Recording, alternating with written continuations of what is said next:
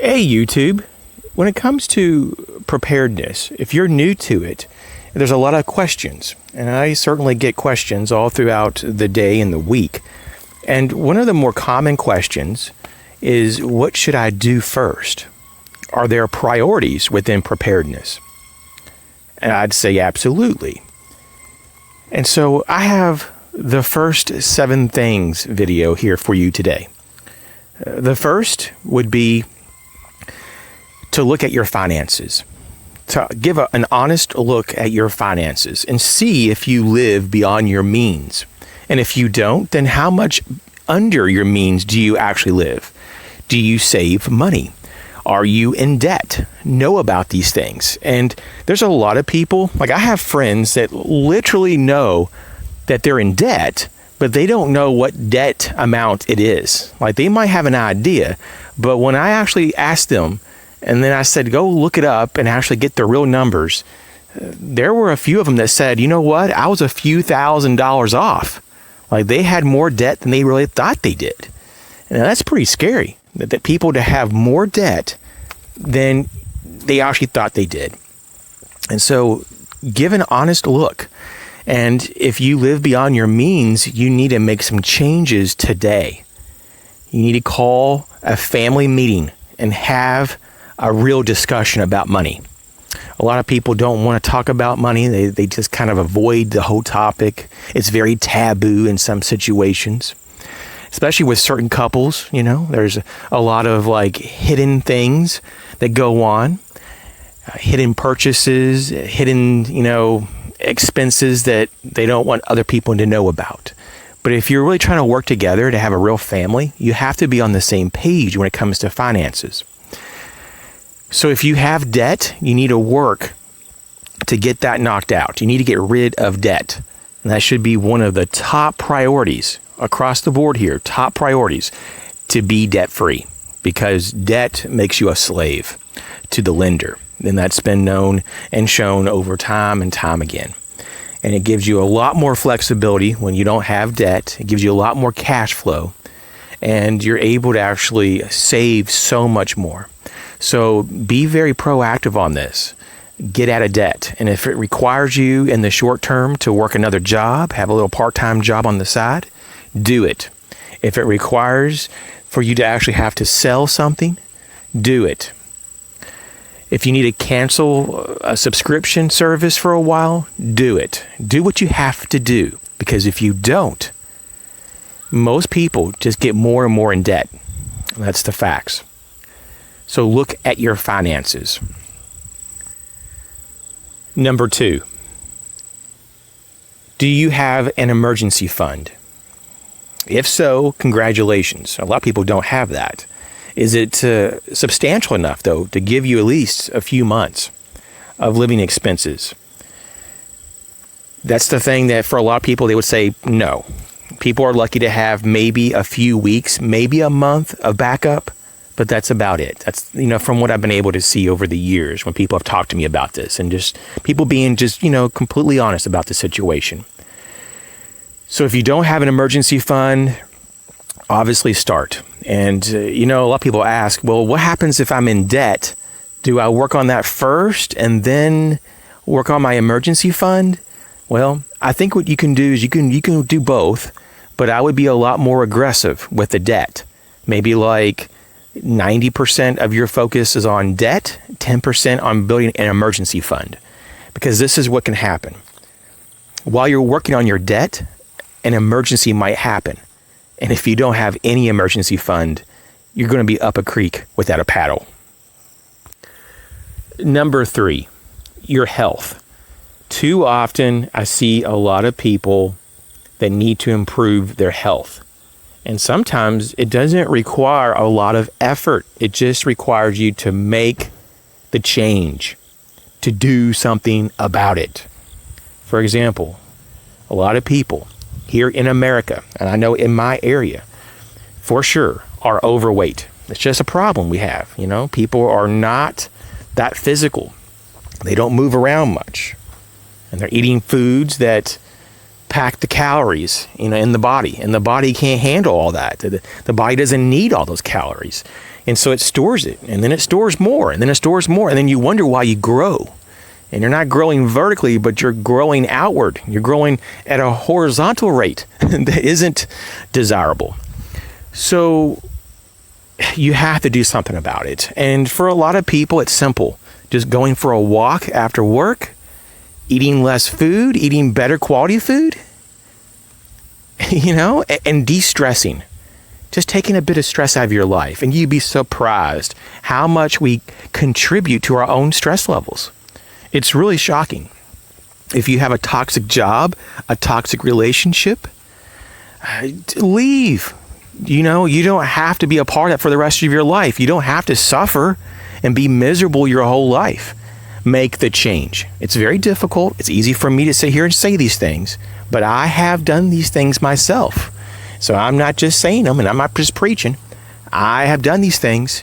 Difficult as they were the best things for me. Number 4, do you have food and water put back? And you might say, oh yeah, I have a few gallons of water and a few bags of beans and rice in my pantry. Isn't that enough? Having a couple of days of food is not enough. You probably would need at least 2 to 4 weeks to start feeling comfortable about taking care of yourself during an extended emergency. So whatever that timeline is for you, and once again, I think a 2 to 4 week supply is minimum. That's like bare bones level, but that's a good start. That's a good first goal if you're not there already. And look for shelf-stable foods. Don't just go and get stuff that's going to expire in a month. Look at things that have a 1 to 2 year shelf life. And there's a lot of foods that have that. And really what you're looking for is a best buy date. So the food will actually last longer. It's just that it may not taste the same, and some of the nutritional value may not be the same as well, because food breaks down over time. When it comes to water, one of the biggest problems I've seen with preppers when they first start out is that they get all gun-ho, and they get on these big prepper websites, and they order these big water barrels and these massive jugs. Like 7, 8 gallon jugs or 55 gallon drums and barrels. And then they realize they don't have any place to put this stuff. And if they needed to transport it, they don't have anything to actually be able to transport the stuff. They can't lift it. It's just too heavy. So what I advise is to not go over, a 5 gallon jug. 5 gallons is going to be heavy enough. If you think about water, so a gallon of water is a little over 8 pounds, okay? 8 pounds. So if you got 5 gallons, that's over 40 pounds. So that might be on the upper end for a lot of people. Even if you're really strong, it doesn't matter because you might be carrying other things. You might have in your other arm your child, and on your back you might have a really heavy backpack. So these things add up. So I'd advise to get 1 gallon jugs, but no more than 5 gallon jugs. That's just what I would say for the beginner. And down the road, when you have a whole bunch of those and you have some things to grab and go, then sure, if you want to get the barrels and all that, then that's fine. But as a beginner, the first few years, I wouldn't even think about it. And so when it comes to this food and water thing, there's so many misconceptions, so many problems about, well, should I buy, all this special freeze-dried food or, dehydrated food that's labeled as emergency food, or can I just go to the grocery store and buy things that have decent shelf life and just rotate that? And you can do whatever you want. It's whatever your budget allows. But I think it's smart for the new person not to get all tangled up in all the fancy freeze-dried survival food. And just buy stuff and rotate it, once a year. I mean, especially if you can get some stuff with a really good shelf life, just once a year, you just start to eat on it and rotate it out and get some new stuff to replace it. Very easy. Very, very easy. Number 5, first aid. Do you have real first aid supplies for trauma events? A lot of us have little boo-boo kits. That's what we call them here in America. Just general first aid kits. They have a few bandages, some ointment, maybe some medical tape. You might be lucky. It might even have some medical shears in there. But do you really have tourniquets and coagulants and all the good stuff, right? Do you have that? Most likely you don't. And so you might want to look into that. I would have one for the home, have a master kit, a master first aid and trauma kit for the home, and have one for any kind of kit system that's mobile, like a bug out bag or a get home bag, and then one just stored in your car, one that just stays in the car. And talking about these other kits, that's something that down the road you may want to get into for sure, because you do need to have some type of mobile kit. Because even though like 90% of emergencies have been shown to be something that you can weather from the home, therefore you can like shelter in place in home, but there are about 10% of emergencies that require you to evacuate the area, including leaving your home. So for those 10% of emergencies, you need to have some type of kit system to sustain you until you can get to a safe location. And so definitely that's something to do down the road. It may or may not be something that you'd want to do in the near future, but it is something that you'd want to do eventually.